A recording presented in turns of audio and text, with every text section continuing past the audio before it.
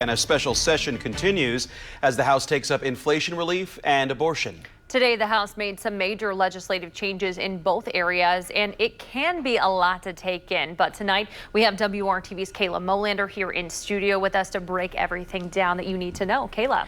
Good evening, Nicole. Big changes were made to Senate Bill 2. Now, that passed the Senate as a bill that would address the influx of women who will need help raising children under tighter abortion restrictions.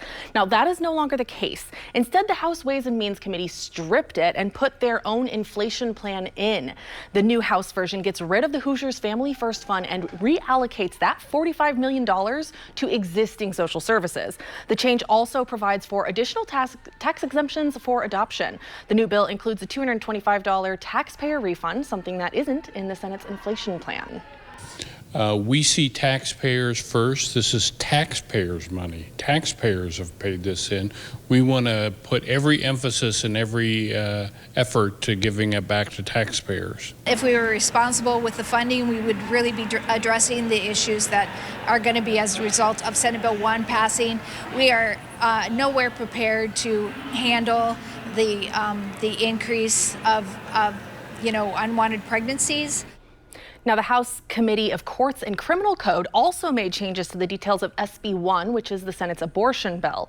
Now, the Senate's bill allows for rape and incest exemptions in the first 8 weeks for those over 16 and 12 weeks for those 15 and under, with a signed and notarized affidavit. The House's version gives everyone 10 weeks, regardless of age, and removes the affidavit requirement. The Senate version also allows for an exemption for the mother's life. The House expanded that to life and to prevent permanent impairment of the mother. The committee agreed to these and several other changes after less than 5 minutes of discussion. Then, with more than 100 Hoosiers, mostly healthcare workers, were able to testify. This was their last opportunity for public comment. Indiana Code recognizes that human life begins at conception, and abortion is the destruction of that human life. How could you ever fight to allow for exceptions to that? What is defined as a great enough risk to a pregnant person in order to receive termination? Will it be 25% mortality, 50% mortality, or even more serious statistics that must exist to justify this essential facet of healthcare?